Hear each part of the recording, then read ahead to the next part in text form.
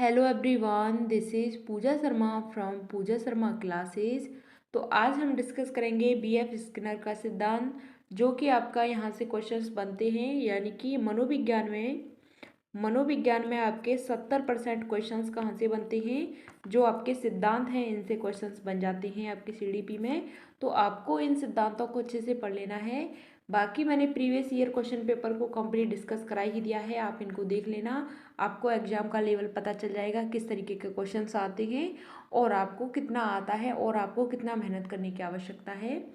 तो चलिए स्टार्ट करते हैं, समझते हैं बीएफ स्किनर का सिद्धांत।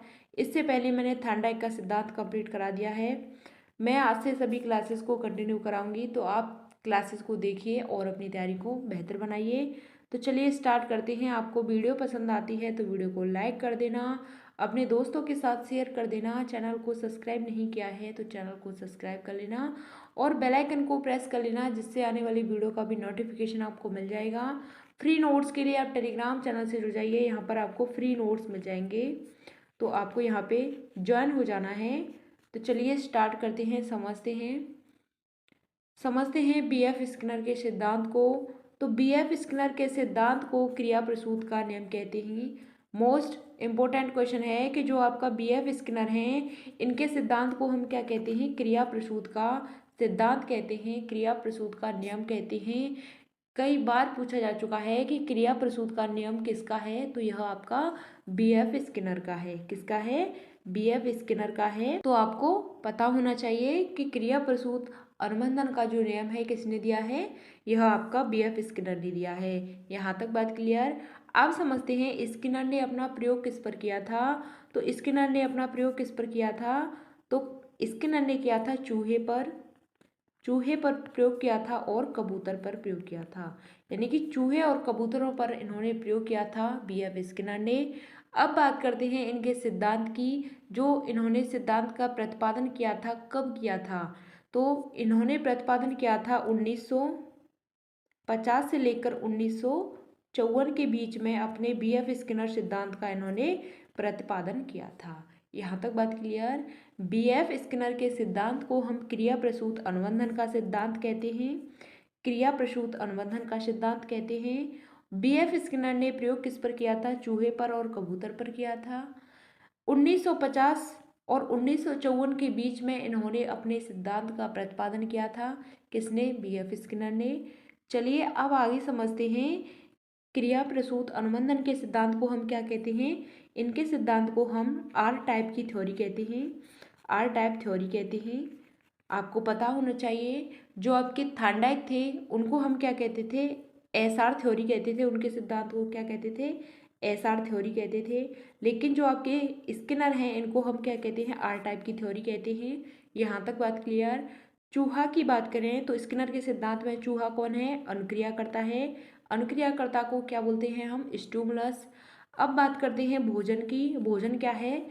पुनर्वलन है, यानी कि रेस्पॉन्स है। आर की बात करते हैं रेस्पॉन्स की। तो हमारा चूहा क्या है? अनुक्रिया करता है और भोजन क्या है? उसका पुनर्वलन है। यहाँ तक बात क्लियर।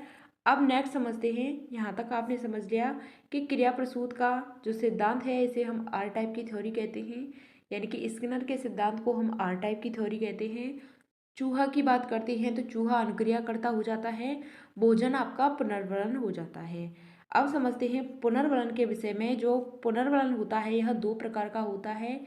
पहला होता है आपका, पहला आता है आपका सकारात्मक, सकारात्मक होता है। दूसरा आता है आपका नकारात्मक, दूसरा नकारात्मक पुनर्वलन होता है। यानी कि एक तो होता है आपका पॉजिटिव और दूसरा होता है नेगेटिव। यानी कि इसमें क्या था स्किनर के सिद्धांत में कि एक चूहा था, उसको इस बॉक्स में बंद कर दिया था। यहाँ पे आप चूहा बना लीजिए, चूहा बना लीजिए इस तरीके से। मेरी ड्राइंग बहुत अच्छी है तो ये आपका यहाँ पे ये रेड हो गया, ये रेड हो गया आपका, ठीक। तो मैंने रेड को बना दिया है। और ये इसकी बात करें तो ये यहाँ पे आपका क्या हो गया? यहाँ पे आपका भोजन हो गया, यहाँ पे भोजन हो गया। अब बात करते हैं, यह आपका क्या है, यह आपका स्किनर बॉक्स है। क्या है? स्किनर बॉक्स है, यानी कि जो आपके स्किनर हैं इनका यह बॉक्स है, स्किनर बॉक्स। यहाँ पे जो आपका चूहा है यह इस बॉक्स में बंद है, ये है आपका चूहा। तो यह इस बॉक्स में बंद है और भोजन को प्राप्त करने के लिए यह लीवर पर पंजा मारेगा और भोजन को यहाँ पे प्राप्त कर लेगा। तो आपको समझना है कि जो चूहा क्या है, अनुक्रिया करेगा, यानी कि अपने लक्ष्य को प्राप्त करने के लिए क्रिया करेगा, तभी तो वह लक्ष्य को प्राप्त कर सकता है। तो चूहा क्या करेगा, अपने लक्ष्य को प्राप्त करने के लिए अनुक्रिया करेगा, फिर चूहे को भोजन मिल जाएगा, तो वह भोजन क्या हो गया, उसका पुनर्वलन हो जाता है। इस तरीके से आपका यह सिद्धांत है। तो चलिए अब नेक्स्ट समझते हैं। प्राणी को यदि सकारात्मक पुनर्वलन दिया जाता है तो प्राणी क्रिया को दोहराता है, यानी कि हम किसी प्राणी को जब सकारात्मक पुनर्वलन देते हैं, यानी कि हम उसे पॉजिटिव, यानी कि उसके अंदर हम पॉजिटिव थिंकिंग भर देते हैं, तो वह उस काम को करने के लिए दोबारा प्रेरित होगा, यानी कि उस काम को करने के लिए प्रेरित तो हो जाएगा, लेकिन वह भी दोबारा चाहेगा कि मैं इस काम को करूं। यानी कि प्राणी जब कोई किसी को सकारात्मक पुनर्वलन दिया जाता है, यानी कि उसको शाबाशी दी जाती है, तो वह उस कार्य को करता है, दोबारा करता है। यहाँ तक बात क्लियर। लेकिन यहाँ पे क्या है कि जो प्राणी कार्य करेगा तभी क्या होगा, रिजल्ट अच्छा होगा। जब प्राणी ने किसी काम को सीखा है और वह उसे करते जा रहा है तो उसका रिजल्ट एक न एक दिन बहुत अच्छा होगा। यहाँ तक बात क्लियर। अब आगे समझते हैं। जबकि पावलव ने उद्दीपक के ऊपर डिपेंड बताया है। उद्दीपक का मतलब है लक्ष्य।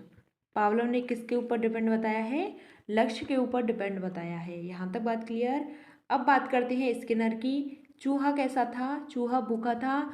चूहा ने लीवर पर हाथ मारा या पंजा मारा तो उसको खाना मिल गया और वह उसका रिजल्ट हो गया। यहाँ तक बात क्लियर। स्किनर ने कहा था कि चूहा भूखा था और लीवर पर हाथ पड़ा, खाना मिला और उसको खाना मिला का मतलब उसको रिजल्ट प्राप्त हो गया। चलिए अब आगे समझते हैं कि पुनर्वलन का सिद्धांत किसने दिया था। यह सिद्धांत किसने दिया था, मोस्ट इम्पोर्टेंट क्वेश्चन है। पुनर्वलन का सिद्धांत किसने दिया था, तो पुनर्वलन का सिद्धांत क्लार्क एल हल ने दिया था। किसने दिया था, क्लार्क एल हल ने, यानी कि CL हल ने दिया था। यह सिद्धांत किसका, पुनर्वलन का सिद्धांत CL हल ने दिया था। लेकिन इसको महत्व किसने दिया था, तो महत्व की बात करते हैं तो BF स्किनर ने दिया था। किसने दिया था, BF स्किनर ने इसको महत्व दिया था, पुनर्वलन के सिद्धांत को। यहाँ तक बात क्लियर। BF स्किनर ने महत्व दिया था, BF स्किनर ने महत्व दिया था, लेकिन जो आपके CL हल हैं इनके सिद्धांत का नाम है पुनर्वलन का सिद्धांत।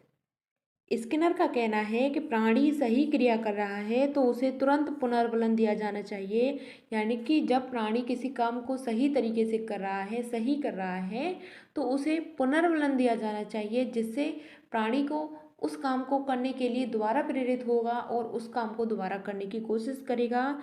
तो इसमें पावलव की इन्होंने आलोचना की है, क्योंकि पावलव ने लक्ष्य के ऊपर डिपेंड बताया था, तो इसमें लक्ष्य की कोई ज़रूरत नहीं होती है। इन्होंने पावलव की आलोचना की थी। किसने की थी, स्किनर ने। स्किनर ने पावलव की आलोचना की क्योंकि इसमें लक्ष्य की कोई ज़रूरत नहीं होती है, इसमें सिर्फ पुनर्वलन की आवश्यकता होती है, यानी कि जब प्राणी सकारात्मक कार्य करता है तो उसको तुरंत ही सकारात्मक पुनर्वलन दिया जाना चाहिए। जब प्राणी सही क्रिया कर रहा है तो उसे तुरंत ही सकारात्मक पुनर्वलन दिया जाना चाहिए। यहाँ तक बात क्लियर। अब आगे समझते हैं कि शिक्षण पुनर्वलन की आवश्यकताओं का क्रम है, यह कथन किसका है। शिक्षण है पुनर्वलन की आवश्यकताओं का क्रम है, यह कथन किसका है, तो यह कथन किसका है, BF स्किनर का। BF स्किनर का कथन है। यहाँ तक बात क्लियर। अब बात करते हैं कि जो पुनर्वलन है यह दो प्रकार का होता है, मैंने आपको बता दिया दो प्रकार का होता है।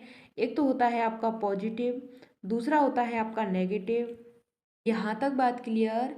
अब हम रिवीजन कर लेते हैं कि जो BF स्किनर का सिद्धांत है इसका प्रतिपादन कब किया था, तो 1950 से 1954 के बीच में इसका प्रतिपादन हुआ था BF स्किनर के सिद्धांत का।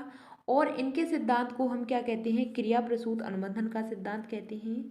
क्रिया प्रसूत अनुबंधन का सिद्धांत कहते हैं।